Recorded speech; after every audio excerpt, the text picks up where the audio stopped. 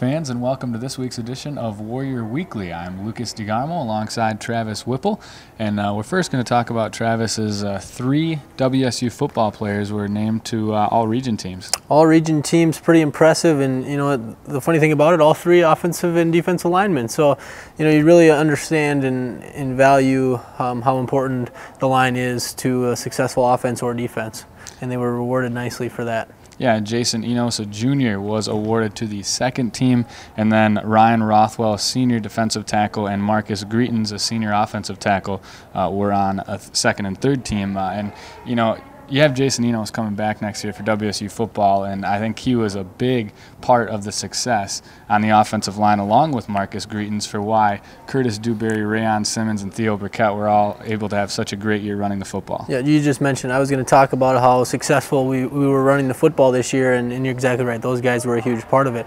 You know, a lot of times maybe the running backs get a lot of the credit, but it originates on the line. And football season's, you know, just around the corner next year, so we're looking forward to that and having Jason Enos back on the offensive line. Gymnastics, now you can see we're in Talbot Gymnasium, where the gymnastics meet's going to be against UW Oshkosh, and they are on a roll again. They beat Gustavus Adolphus.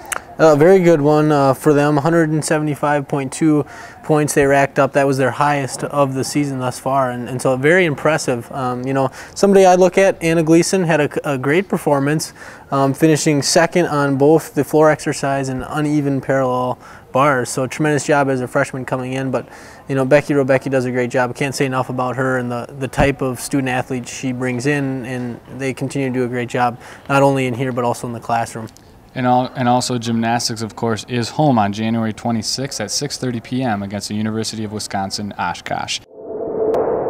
And now going to women's basketball, Travis, they had a great road trip, splitting 1-1, beating Moorhead by only 3 points, and that was a battle all game long with the only 3-point win. And you know, Moorhead was ahead of them in the conference at the time, so that was a huge win for Winona State. Huge win on the road. MSU Moorhead's always tough at home and tough overall. You know, but like you mentioned, it was a real battle. 8 ties and 18 lead changes in that game, and you know, I caught it on KQAL. Wasn't able to make the trip, but really sounded like a defensive struggle in the second half, and Winona State really played excellent defense and shut down the Dragons for, I think, a 2-minute stretch there that really kind of made the separation there. Winona State beat Moorhead by 3, as I said, 68-65, and then they also had a game against Crookston, lost in overtime, a tough loss, but what a comeback, though, late in the second half. Winona State was down by as much as 17 points in the second half, but thanks to a hot Sam Barber off the bench, she was really lighting it up from all over. A couple of threes and a nice free throw line jumper that she hit that was big late in the game. And then with only 3 seconds left to tie the game in regulation, Anna Wirtz dribbled baseline and found Michelle McDonald for a layup to tie the game. It was a great comeback, but you know, they weren't able to finish the deal in overtime. Yeah, and you got to take a lot away from the loss. You know, you certainly like the character and how they fought back, down 17 with, I think, just over 5-6 minutes left in that one. Yeah. I mean, that's kind of unheard of, really, to come back and tie it and force it in overtime. And you know, you have your chances in overtime. You know, I thought a couple of mistakes and turnovers really made the difference there in the second, or in the overtime session, I should say. And you know, when you're on the road, those are types of plays that are gonna force you into difficult plays down the stretch, and you can't come out with a win. And that's exactly what head coach Scott Ballard said in the post-game interview on KQAL. You know, they played a great comeback, and you can take a lot away from that, and it builds character on a basketball team. But you got to finish when you know, otherwise a comeback like that, I don't want to say wasted, because again, you do gain a lot from that loss, as you talked about. But you know, you still like to finish the deal. And I mentioned Michelle McDonald earlier. She had a double-double, 22 points, 15 rebounds, and she was the one that made the tying basket to send it into OT. So she is really playing phenomenal. Yeah, had a heck of a game, and you know, last weekend she had double-doubles too. She's really doing well, and I think continuing to be an important part inside. You know, the tough thing about this is, you know, losing up at Minnesota Crookston, the second time they've lost to them this year. Only one counts in conference standings, though the other one was out at Hoops Fest. But they'll rebound and come back. Next up is Upper Iowa for them. Going now to men's basketball, they were able to get 2 wins on the Moorhead-Crookston road trip. big win against Moorhead, who's, they're in the bottom half of the conference, but they're still a good basketball team. They can beat good basketball teams in the conference. And then, they played Crookston, and they really were rolling against Crookston. A great road trip overall. Anytime you can go 2-0 on the road in the NSIC is big. Yeah, like you mentioned, a couple of great wins on the road, and, that's a very difficult road trip.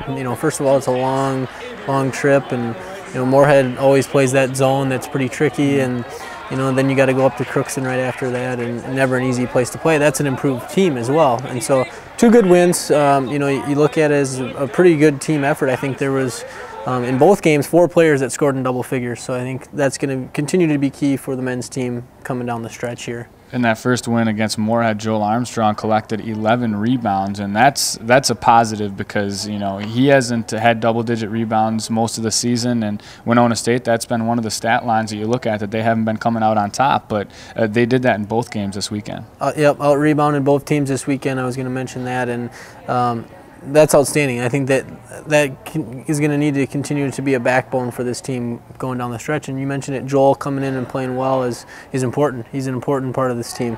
And in the Crookston game the next night on Saturday night, Winona State outscored Crookston 52-17 in the second half. They really turned on the defense, and I mentioned all this. They did all this without Ben Fisher. Ben Fisher, obviously, he started every game going up to this weekend this season, and he didn't suit up. He did make the road trip, but when you're able to accomplish what they did this past weekend without your floor general, your point guard, it's impressive. Very impressive, and they really shot the ball well all weekend from behind the arc, and you mentioned it.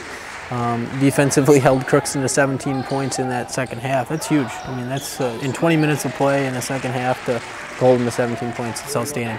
The Winona State men, after those 2 wins, go to 8-4 in the NSIC conference and 14-5 overall. So hopefully they can keep the roll going this weekend. They're on the road. Their only game this weekend is Saturday night at Upper Iowa, following the women's game, which is at 6 right before that. And then they return home for a whiteout, hopefully at McCowan Gymnasium. Everybody wear white for that game on Friday, February 5th against Northern State. Men play at 8, the women at 6.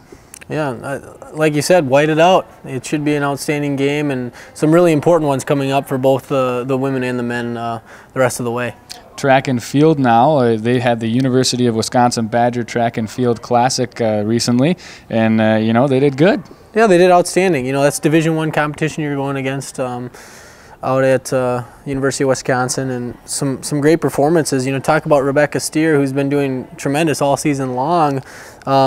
Had a WSU school record and automatically qualified for the D2 national championships in the shot put. So that's an outstanding performance by her. She's been doing it all season. And then we talked last week on the show about Kelly Shaw, who won the 400. She comes back and does it again this week. So a great job there. And then McCarthy won the pole vault. So the first time we've heard of a pole vaulter this season, bringing home a first place. And then Brittany Reinda won the triple jump. So really all-around effort, and we've talked about it. They got a very deep team this year. And next up for women's track and field here at Winona State, they are at the MSU Mankato Open on January 25th.